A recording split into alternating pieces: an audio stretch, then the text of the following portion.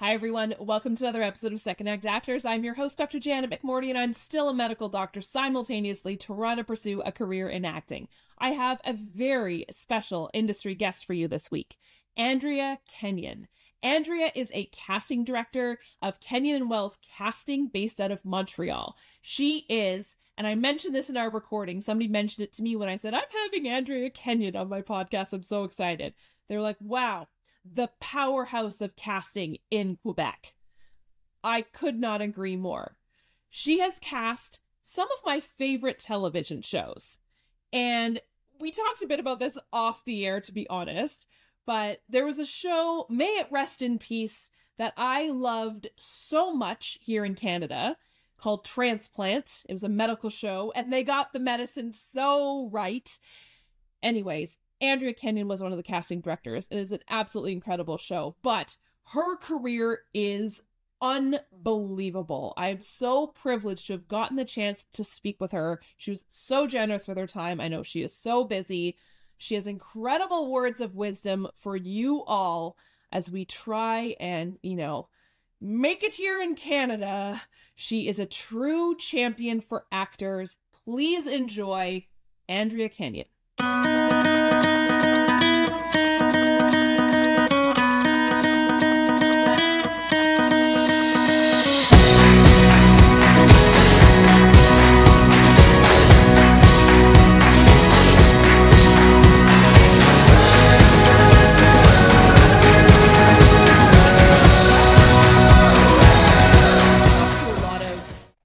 Actors or people starting into acting later in life. Right. And as soon as you say, now I'm going to click record, they go, hello. And you're like, oh no, I loved our conversation. And guilty is charged. But so I do all that later. No. I completely get it. It's much nicer to kind of just go with the flow. So that's absolutely good. Yeah. Cool. And I think that's the cool thing I find about podcasts as well too, is most people listen to them because they like the sensation of, I feel like I'm in this person's living room having a nice conversation. I like this. No, I just recently discovered podcasts. Like it was within the last few years or 2-3. And awesome. And it's a lot of fun. It's awesome. And participate. There's and there's a podcast for everyone, and now the joke is that everyone has a podcast, and you're like, because they're great. Great, sounds good. Let's do it. Let's do it. Yeah. By the end of this, I have to tell you, I'm like, oh, it would be so much fun, but then there's the pressure of every whatever. I don't know. Is there a frequency limit or not limit, but a frequency requirement for a podcast? Like it does. You know what? I think it's to each their own. Like I know I release mine every week because I'm such a type A. I'm such a type A personality. I also have the guests, and I feel a lot. There's a lot. I mean, I'm gonna come up on 150 episodes coming up soon. Wow, that's great. And thank you. Yeah. And I feel that little bit of guilt if I record someone and they're like, when's my episode coming out? Like, oh, not till like September. I'm really sorry. I'm like, oh shoot. I'm like, I'm so sorry. But but no, it is. There must be so many. I really love the premise for the podcast. I really do. I think it's an awesome concept. My dad was an acting teacher, and he dealt with people from all walks of life, all ages, and so that's kind of what I was brought up amongst, right? Cool. And so it really presents a really nice world because you have people that are business owners, you have people that are waiters, you have you have people that are young and old, and so you have a really lovely exposure to a very huge cross section of the world. So it was an amazing landscape for me to grow up in. I think I think it helped a lot. And then it begat this, but that's another story, or maybe a longer one. This is the exact first question. You are segueing beautifully. My first question is always, tell me your story. How did you become, as somebody said to me yesterday, the powerhouse of Quebec Montreal Casting. Oh my, how lovely is that to hear? That's really nice. Thank you. It certainly wasn't my intention to do that, I have to say. It evolved there, and I guess maybe because of my interest and my focus and my passion. But it's kind of a long story because my family, my dad and my mom were both entertainers. My dad was a stand-up comedian and impersonator, and my mom was a dancer, and she ended up somewhere in the circus at one point. And there, my dad's father had a theater actually in Quebec. But my mom was from Long Island, and she auditioned for the Rockettes, and then my dad tried to get over the border to become a stand-up comedian, and his mother had him arrested every time he tried to get over the border. So from Canada to the Isaac. Anyway, so it, like, in other words, it was percolating for many years. And then my dad had an acting school, and he did theater shows. And this was in Michigan. And then we moved to Montreal, which is where he's from. And I was always so intrigued by everything he did. You know, everything. I was always looking at the actors, watching the shows, and he would always tell me about his classes, what happened, and who shone, and who needed more work or whatever, or what made them so awesome and interesting. And so I was always like, oh, tell me more, and going to see the theater plays, and then we would watch television, and he would show me somebody that he thought was a really good actor and why.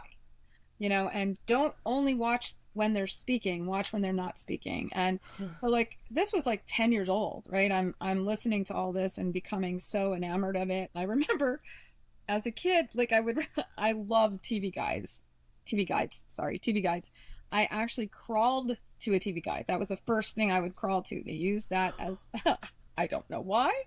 Maybe it was a premonition, but but I love TV. I love TV guides. I would watch television. I'd make lists of actors, but of course, people that I liked, right? For whatever reason, a kid would like an actor. Maybe they were a good actor. Maybe you really rooted for them in the story, but it was men, it was women. It was like who I loved to follow, and that type of thing. And so in a weird way, I guess I was, laying the groundwork for my future career. But ultimately, I ended up working with my father in his acting school and doing everything. And then I wanted to find something that I could do that wasn't side by side with my dad all the time, because that would kill our relationship for sure. I was working with him, I was living with him, with the family, and it was like I took stock and I thought to myself, okay, what are my qualities? What are my traits? And my skills. And it was, I'm organizational, and I know how to communicate with actors, and I'd had this long history of all of this. And I thought, okay, well, where does that fit? And it seemed to fit into the land of casting. And then I started educating myself by looking at articles and reading books, and, because there's no school for casting directors. So it was like a self-education of how and what. And then through the years, I mean, I started casting extras when I was 18, and that was a long time ago. And in 1990, I registered my own company for casting and casting services, and I just started. And through a lot of experience, I can finally call myself a casting director. I mean, I could have a few years earlier than now, but I have to tell you, every year I feel that much more capable or qualified. It takes a long time, right? I don't know if you've heard of the imposter syndrome or whatever. Oh, yes. Heard that? Yeah. So yes. It takes a very long time to get to the point where you feel confident in what you're doing. And I love to constantly grow. So even now, I might think I know what I'm going to do, what I'm doing. In a month, who knows? Maybe I'll be better. I don't know. I hope so. But that's my story. That's pretty much. I love it. It's so interesting to hear from people who had parents who were artists. Yeah. And what they grew into being. Because to be honest with you, I hear a lot of times it's the flip, right? It's parents who, right, or who are very well intentioned, who are like, no, a career in whimsy is just that. It's whimsy, Yeah. right? Like, Yeah. nice try, go be something more sensible just because of, capitalism, right? But was there ever a time when someone in your life or parents, loved ones, guardian, whoever said, it's really hard to do this creative career. Mhm. Maybe you should consider something else. Honestly, I guess I was very fortunate. And I didn't have that. I did have a point in my life where, there was a lot of musical theater going on in my community, and that was very seductive to me because Mm. whereas I might not want to be an actor, I loved singing and I loved musicals. And my mom would say, "Hey, you wish your life was a musical, don't you?" I'm like, yes, yes, I do.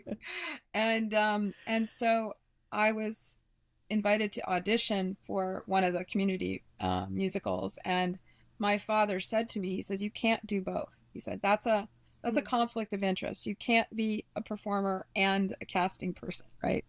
Mm. And so I had to actually face the decision as to whether or not this was something I wanted to commit to. I never had anybody telling me, no. Mm. So I was very, very, very fortunate. But I did have to make a decision as to whether or not casting was my thing. And I did. I chose casting over musical theater. I can still do that in my bedroom if I want. Do you know, was there something that made that decision for you, or how did you come up with, how did you make that decision? I know that's a rough one, but I guess it was the years of interacting with actors. I really do enjoy that. I enjoy the dialogue. I enjoy um, and then it's a, you know, it, yeah, I have best friends or friends who have always known they wanted to be actors, Mm. and I envied the sole focus. Like how could they know at 16 that was the only thing they wanted to do in their lives? And Mm. it was so admirable, or maybe not admirable, maybe it's just the way it is. And I didn't have that. I didn't know what I was going to do. I wasn't sure. I had a lot of possible directions, and in terms of standard education, but when push came to shove, I guess I just gravitated towards, you know kind of the world that I was presented with my whole life Mm. through my dad and my family. I loved it. I loved actors. I just loved and admired. I enjoyed admiring the wonderful actors, and learning the lessons about what would lead you to being better at what you do. As an Mm. actor. So Mm. that. Now, you'd mentioned that there is no like casting director school or anything Uh, like that. When I look back at like my careers classes, casting director is not a thing that comes up very often, right. or if at Yeah. all. Yeah. How how do you this is here, ask smart people dumb questions, right? How do you become a casting director? Right. How did that how did it come about? How did that evolve? Oh, Yeah. the funny thing is nowadays, I think there are more courses or educational plans that might Mm. help and support that. Like I know that Casting Society, they call themselves Casting Society now, but it used to be Casting Society of America. Hmm. Maybe because they've become more international, I suppose.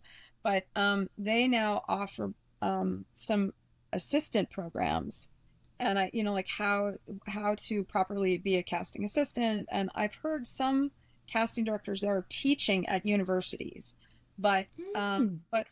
during the time when there was not this type of educational program, it was really, I think it was primarily through experience. But for myself, as I mentioned, I started to look for articles, like magazine articles and books. I went to the library, the long lost art of going to the library. Um, I'd go to the library and find books on the process of casting. And I think through the activities of working with my dad in the school, it was the type of thing where you knew you had to have a language to communicate with the actors, and you Mm. had to consume productions and shows. And so whether that be theater or film or television, you have to consume and you have to have opinions, I guess, you know, you have to have a vision. And so truly, you know, the skills that I looked at were organizational, because it is more of, it is business combined with creativity. You have to look at, you know, you have to have a really nice balance of left and right brain.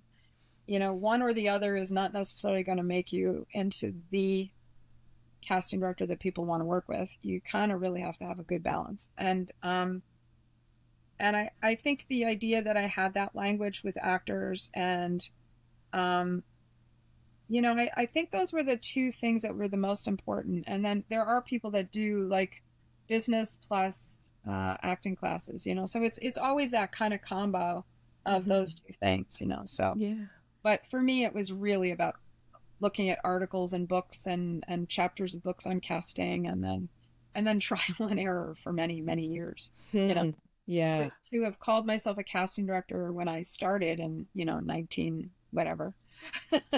I mean, as a casting director, let's say in 1990, let's say around that time, you know, to think that I actually called myself a casting director, I think we were all learning at that time, you know, and but to compare then to now, it's like, oh my.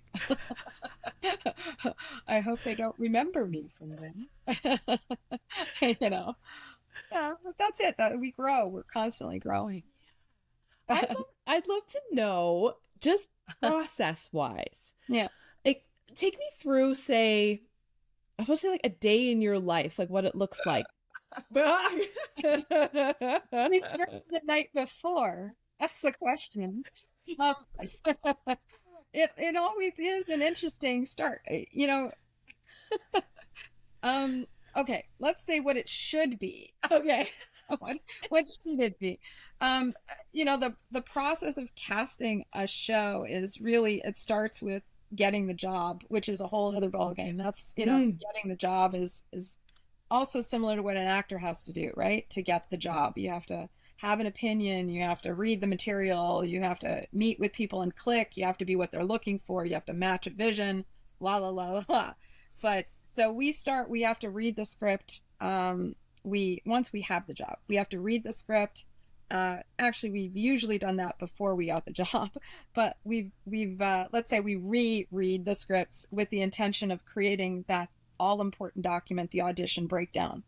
And so defining what our task is really critical. So creating a character list based on that script, which includes, you know, the role, anything that looks like it could be a role, and then determining the size of that character, and any, you know, strategic elements such as gender, age, a cultural background, kind of like a one line about where they fit into the story. And then obviously more technical aspects like line count, so that we know how to categorize it when we want to talk to the agents and the actors, you know, what are they looking at? So creating that breakdown is really critical, and that is, you know, the most important document, because it will inspire the agents to submit ideas. You know, you have to make it, I mean, when you have an awesome project with awesome people, that kind of encourages everybody already. But, you know, to present the elements that are important, you know, like, is this a new director, but they're awesome, they've won awards, or they've had amazing successes, you want to share that kind of stuff. And then to describe the characters, you need to inspire the agents to suggest the right people, and then you need to inspire the actors to portray the character in the direction that you think will satisfy the vision of the director the most, or the producer, or the production, or whatever. So it's such a critical document, you know. Sometimes most often actually, I will hire a writer to interpret, you know, to interpret the script and to write the breakdown, and then we'll tweak it with notes that we've received from the director and the producer, so that it really satisfies what they're looking for. I mean, I had a recent situation where, you know, we have to be careful too, because the writer might interpret, and it's hard. You can't interpret to the point where you put the actors into a box and they all deliver the same performance. You have to be very Right. careful about language. And then you can't interpret the script because maybe the director sees it differently. So you have to be very, very careful in laying out a few elements that an actor can grab onto, but won't make that the entire characterization. And then you get 25 people doing the same thing, and it's wrong or something. Yeah. So once the breakdown has been created, we have to get it approved. There's different levels of approval. There's creative approval and studio and network approval. So let's say we have the documents ready. We have the breakdown, we have the audition sides. Sometimes that comes from a US casting director. Sometimes that comes from a director, and sometimes that comes from our office. Most often it's coming from our office. And again, that's the same decision-making process. What will present the actor and give them something to work with, and yet deliver to the decision makers the elements that they would be most interested in seeing to decide, is this the right actor for this role? So you have to, again, it's that, there you go, that creative and business element balance that you have to be operating on all cylinders, whatever. So once we've got all those materials ready, then hopefully we send that out into the world, through the agents and all the casting platforms, and get suggestions from the agents. But we also do our own ideas. So we delve back into, various databases, whether it be IMDb, whether it be Casting Workbook, whether it be, another one of the platforms, or even old lists, old audition presentations, because we do save and have for reference all of our old auditions. We don't they don't go by they don't go away. I'm a hoarder when it comes to actors and auditions. And it's really cool because I can look up a performer and say, oh yeah, what have they done? And then I try to find the auditions that might be closer to the character and see what they sound like, see what they present. And then, so we make up our own lists and then send out invites to people and process all that, a million different scenarios and questions and all that kind of stuff. And then at 10 o'clock at night, we start watching auditions. No, but really it's like, if you're in a hurry, and it's like we do have one show that's very, very quick turnaround, and they change what they want pretty frequently. And it's always shooting on the first day, of course, the actor that they're missing. So there's a lot of quick turnaround, and we might be watching auditions quite late at night and through to crazy hours of the morning, which is why I wanted to start the night before, because that affects what time I wake up, which affects anyway, blah blah blah blah. But that's kind of close to a typical day, unless there's nothing going on, and then I'm sitting there and actually reading a book, which is rare. And sleeping. The sleep is rare as well, but let's not go there. So much of what you said is kind of, for lack of a better word, kind of like blowing my mind about something I never considered.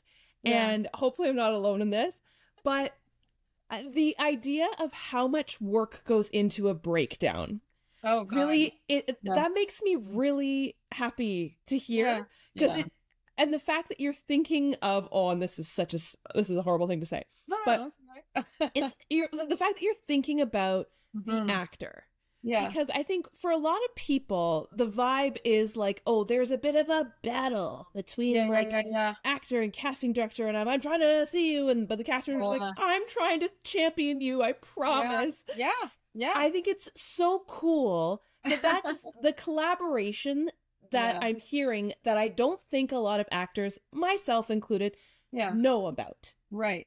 Yeah. It's silent cheerleading that you're doing, be like, I'm doing this for you, so you don't put yourself in a box. Yeah. Totally. Cool.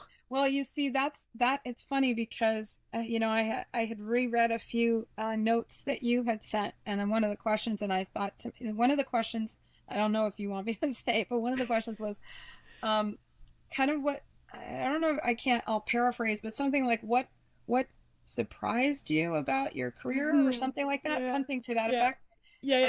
And the funny thing was, what surprises me to no end, even to today, is the idea that we're not aligned, that we're actually in like conflict or whatever the word would be.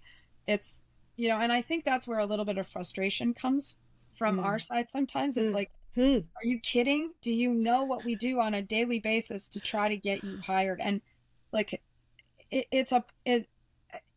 guess there's so much to be shared and so much to be said and so many questions to be answered to find the place where people can understand that and believe it.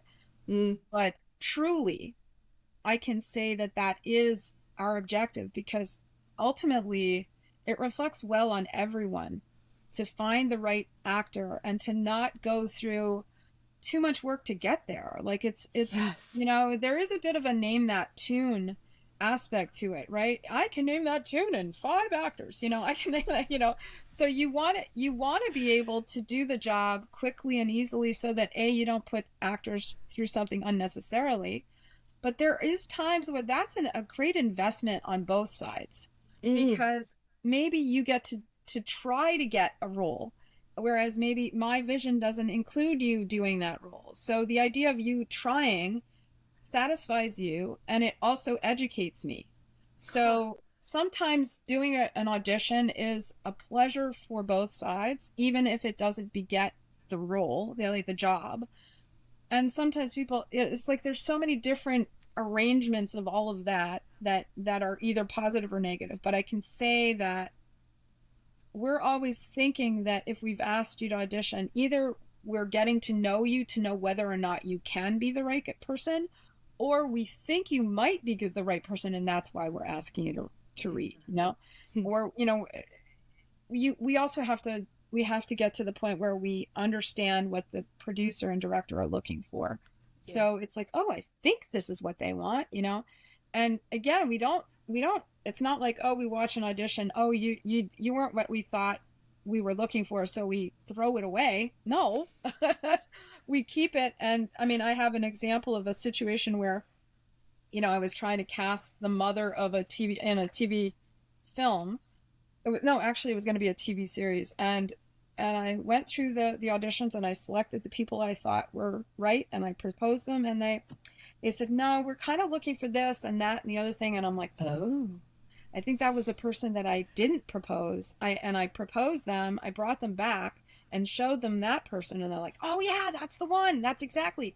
So it's like, okay, so we have to align. That's why feedback, I understand why actors want the feedback. We too want feedback, because it helps us to realign what we propose, so anyway, we are, in answer to your little original comment, yeah, we are definitely championing the actor and trying so hard to make it a positive process for everybody, ourselves included. I don't want to watch auditions where it's like, oh, why did they do that? Why didn't they know this and that and the other thing? So I know that we are responsible for a certain portion of that. I try to help where we can. So with that being said, how can actors make your job easier? Very much the basic is, please read everything. Like, really, please read what is on the breakdown, not necessarily just for your character. Read the summary, read, like the synopsis, read the comments, the notes, the guidance notes. I know, like, it's funny. We used to put out our self-tape invites with like more and more and more and more information, and it just got so long. It's like, okay, this is just ridiculous. Well, let's put it as a first page for the audition sides. Yes, your first page is the best one. It's like, it's a little crazy, right? No, it's great. Well, and it was because, like, when we couldn't be in the room with you particularly, it's like, oh God, okay. And we had to, cater to the not say the weakest link, but we have to cater to everybody, right? So something that might be obvious to you, it's not an insult. It's just to try to get to the people that it might not be obvious to. Mm-hmm. And then there are things, everything we ask for, we just ask for it so that we can help you. But remind me to go back there, because But anyway, so we started putting notes on the first page. And then I have a couple of actors that I work with in my office. And they said, some of the actors aren't reading the first page anymore because they think they've seen it over and over and over again. So they're skipping it. But I'm like, but we'll have unique information about that project. So now we're putting a note on the invite saying, please make sure your actors read the. It's like, oh my God. It's like, oh my God. And then I'm going to have to send another one. Please read this email so that you can inform your. And anyway, so it just keeps going and going and going. But reading is number one, like reading all the material. I know it might be a little bit redundant, but please do it. And then really do homework and prepare. Honestly, those are make a proposition based on, like, we've had some people audition for a comedy series that we've been casting recently, and the feedback, not from me because it's not my show, it's my associate who handles this other show, Randy Wells. She's been my best friend since I was 11, and we work together, and we're still friends, believe it or not. Gosh, that's so cool. We've managed to get through that. And but she was saying to me, she's like, I find that sometimes the reads are coming in and I don't even know if they've ever seen the show. And it's a successful comedy series, and it's like there's 3 seasons. They're working on the 4th now, so like look at like 2 seconds of it somewhere. If you don't have the streaming services, look on YouTube. I'm sure you can find something there, on the show to get the vibe and the essence. There's a level of the comedy that you have to be aware of. So doing the homework is so great because we so badly want to get everybody hired, and so that's really very, very valuable. Something that I've noticed about, and again, it's the first page that I remember clocking. Oh yeah, was talking about tone, and you'd mentioned it right now with the show that Randy Wells is casting, about tone for actors. Yeah. And that's something that I know I've had conversations with other casting directors before and people in the film industry about tone. Actors need to understand tone. This is another stupid question, but like, no, it's okay. I really love any question. If you completely go opposite direction of tone, but there's something that you're clocking with an actor, like, does that ever happen? Sure. Or you're like, oh shoot, this is such fast turnaround that if you can capture the tone we need to, or do you get a redirect? Do you redirect people? Again, it's very, very dependent on the scenario and the situation. As you just explained, there's times when we don't have the time. But there are times when we know somebody is our ace in the hole. We're like, oh, that's the perfect person. And it's like, what did they do? Oh, no. So then we'll send out the reread request with some notes, or we'll do a Zoom, or we'll do, whatever, or we'll get on the phone with somebody. It really is very dependent about on the situation. Like it's not to say that I wouldn't want to do that in all cases, but it depends on the turnaround. How much time do we have? How much time have they given us? And what is our situation? How many candidates do we have? How many candidates got it right away? And are these the ones? We definitely sometimes have a concept of, who our best candidates are. Yeah. Or maybe the more obvious candidates. And that's not always, that doesn't mean that can't be upset. That upset. Yeah, upset. Whatever, you know what I mean? It's in other words, sometimes it's so much fun to find somebody that you didn't expect that just nails it. And it's like, because it's a fresh face sometimes, it's a new face, it's a new energy. And, within each market, you have your usual suspects. But that can become boring and dull, really, at one point. And so it's always fun to have a new person who just nails it. So given those opportunities and the time, that's always exciting. Yeah. I don't know if I've answered that question. You did. Absolutely, you did. You mentioned with your upbringing and just love of watching actors and seeing, even when you were a kid, like who you were drawn to. Yeah. What back then and what now, like, do you love about about actors? Like, what is it about working with them that's Yeah. been such a drive for you? It's you know, it's funny because I've been driven a lot by admiration, right? Admiration of an actor's skills. And so I think what makes an actor a great actor or a good actor. And, I sometimes it's that unique element that comes with that individual, but Hmm. oftentimes the creativity is always amazing. Observation that the observation that the actor must have the ability or the ability to observe and identify qualities within an individual or life, the things that they pick up um are amazing. And then like ultimately the ability to deliver that and not appear to be delivering that. It comes from so deep within, in terms of their choices. And then there is a level of just, so it's a level of commitment and a level of presence and a level of just creativity. That's, are we going to go into an acting class now? I don't know. But honestly, all of those things combined, like if you're in the room and you're just looking at somebody present their rendition of that character, and it reverberates so deeply with, mind you, I'm talking drama now. I'm not necessarily talking comedy, because again, comedy, you have that's that whole delivery and the timing and the whole thing. But if you're looking at a dramatic audition and you're just transported and you just, and the details that they bring up that you would never have even thought of, it's like, oh my God, wow, this is amazing, and then the ability to re-deliver that over and over and over again, the consistency.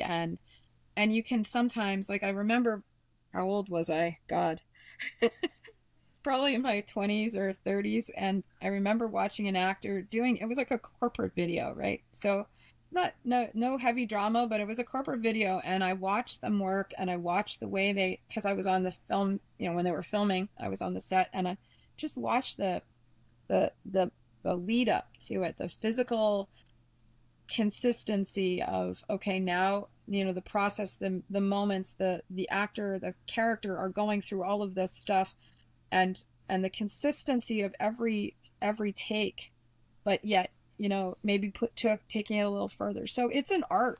What a beautiful art. And that was just exciting to me to watch.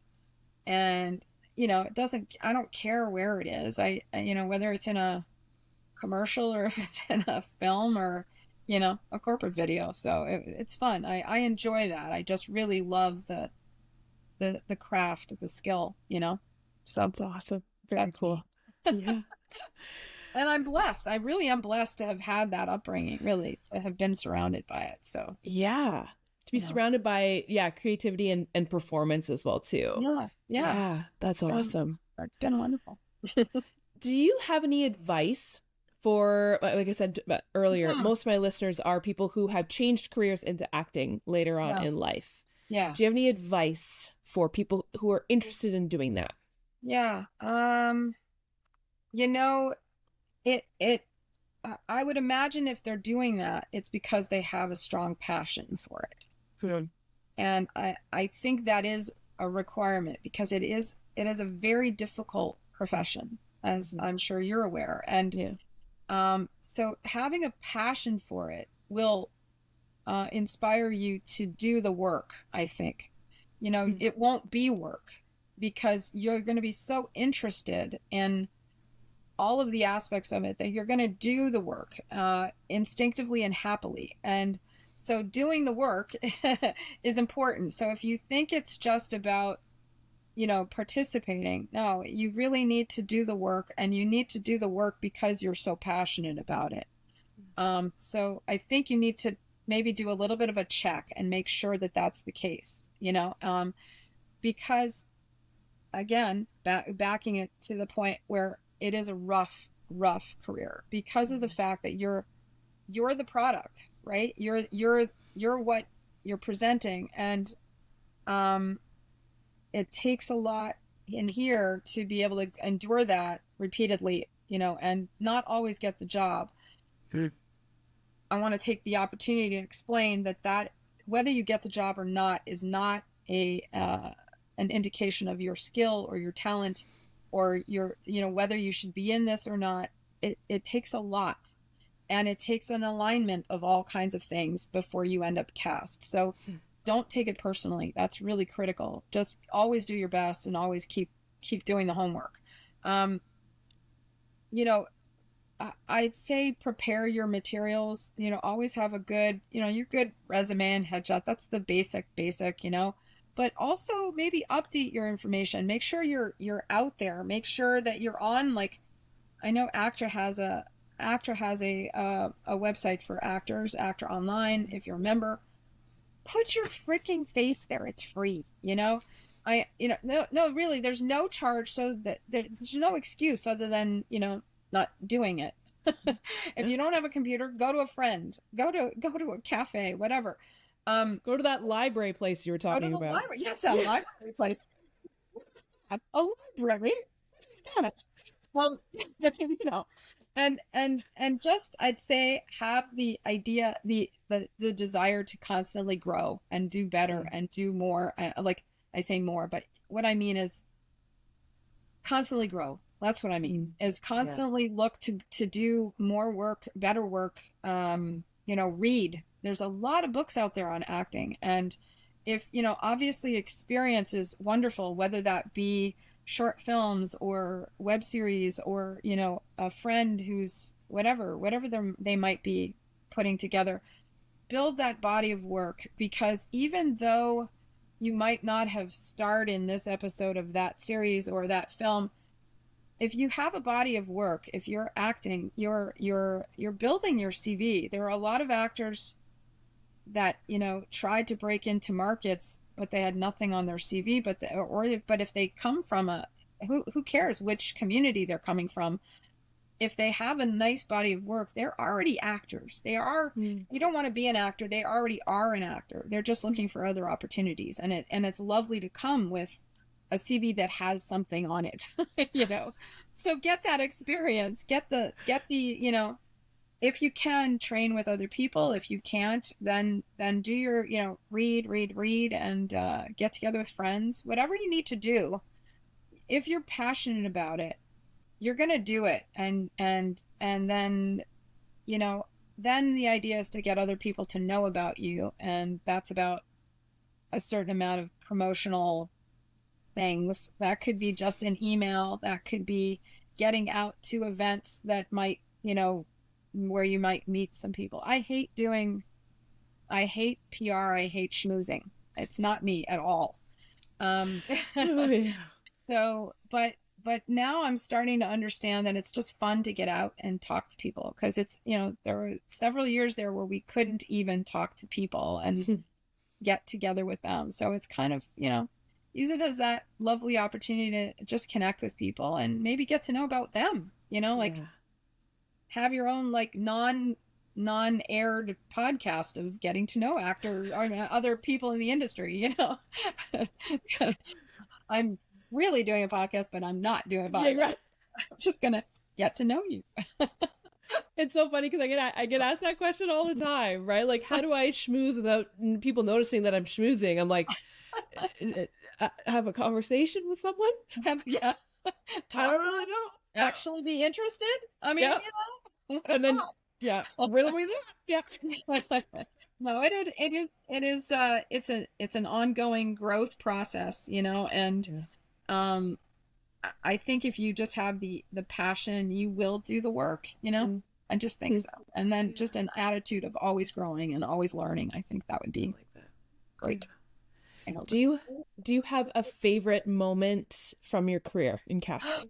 Oh gosh, that's funny. I've kind of been asked similar question, and I have to say what really gets me excited, I suppose, is when I feel like I've really made a difference, where I've made a contribution that had I not been present, I mean, I can present actors that I really believe in, and then the selection is made by a director. But there are moments where they're a little bit more pivotal, like they might have let go of someone and they end up being the one, and they end up being the one that everybody loves. And there have been a few moments like that where I feel like I've made a contribution, and had I not been the one to say, no, no, no, no, no, no, don't let go of them, or, let's bring them back. Or, I can name that tune in one actor type of idea, there've been a few of those, and those are the ones that are the most like gratifying, or they move me a little bit. Without naming names, I had two instances. There was one actress who the clients felt she looked a little too old for a part, and I basically brought her into the callbacks nonetheless. and she got the part. She did the read, and they were all in tears after her audition. And she then went on to get cast in the series, and then she went on to get nominated for awards. I don't remember if she won, but she was nominated. So I was happy to have, pushed, and the same happened actually within the last two years, where we were doing a filming on something, and the guy that I thought was probably the right guy, they didn't want to bring him back because he wasn't really the exact description. And when push came to shove, they finally asked me to bring him in. And when we brought him in, it's like after his callback, they were like, that's him. And I'm like, there you go. So it's a validation of sorts, right? Yeah. It's that kind of thing, like, thank God, I know what I'm doing. I know what I'm doing. And when I speak up and I have the opportunity, and when they listen, because there's a lot of things that have to align. Yeah. You can speak up, and they might choose not to listen to you. And so those moments where they do, and it ends up being like great for everybody. Those are really the payoff moments. Yeah. So I'd say they're my favorites. That's battling imposter syndrome, right? Yeah, yeah, exactly. Like every ammo you can possibly get to be like, ha. Yeah, right? Yeah. No, 100%. You're totally right. That's kind of where I guess it tickles. There was one other incident where it was kind of weird. I almost feel like divinely guided. There was one night I was putting together options for a show, and at the time we were still working with VHS tapes, and I had a shelf or two that were a little bit messy and cluttered with things that I'd received, and I am a little bit of an organizational nut job, but this one shelf was a little crazy, and I just happened to reach in and grab this one tape, and I don't know why. I have no idea why I grabbed that one tape, flipped it into the VHS player, and I looked at this actress going, oh my God, she's perfect for this part. And it was for that show that I was looking for that night. And the next day I did the presentation, and she was the one they hired. Oh my gosh. And what are the chances? Like, it was just weird, right? It was just one of those moments where it wasn't, I was like, how did I just grab for that? So you have to say that some of this stuff is just like the right place, the right time, and the right, whatever, alignment of, whatever. I don't know. That one was truly divinely inspired. I love that. That's like the epitome of, I think this is your calling. Yeah. Because it literally called to you. Well, yeah. Or the old, discover somebody in the drugstore type thing. I don't know. Yeah, exactly. Yeah. It was kind of a little weird, but anyway. Oh, that is so cool. Just a little weird. And so, I love that. That's great. Do you have any final words of wisdom or advice? Oh God. Okay. You know what? I'm going to default to something that I've said often, and it is so critical. It is just that, there was a time when, I really do believe that the casting director's world is very aligned with the actor's world. We tend to have to go through the same process to get hired. And we have the same experience in terms of getting hired, not getting hired, doing our work. And there was a time when I had done several, films in a series, and then I didn't get the next one. And I didn't get the next one because they wanted to see new people. They thought they would see new people with a new casting director. Well, I wanted to grumble, and I'd say, well, yeah, you're going to get new people if you get a new type of script. Like the story completely changed after I'd done 3 films that were similar in, looking at older British men. It like the next one dealt with vampires. So I was like, oh, well, hello, but for weeks, I likened the result to not like I didn't, my value, my self-worth was so tied up in getting that next job.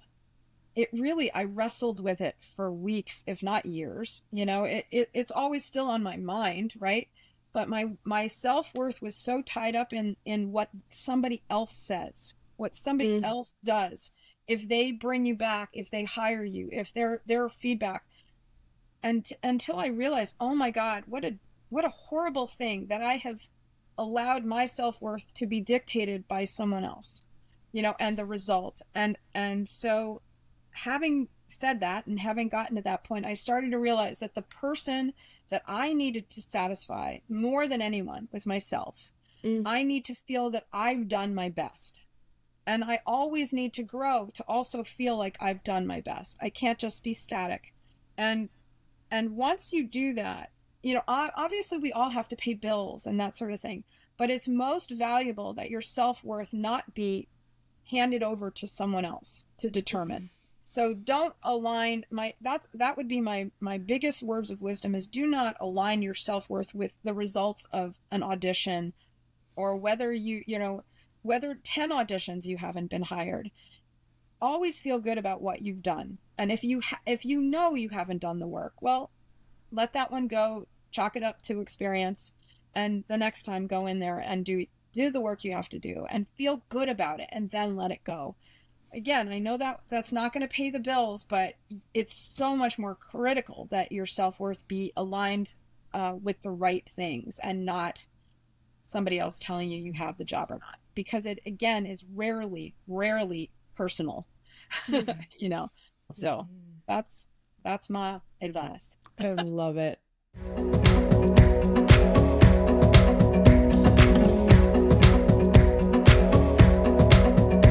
Thank you everyone for tuning in, and thank you, Andrea, for being my guest this week. Thank you so much for taking the time out of your extremely busy schedule to share your story, your incredible words of wisdom with me and with my guests. I so appreciate you.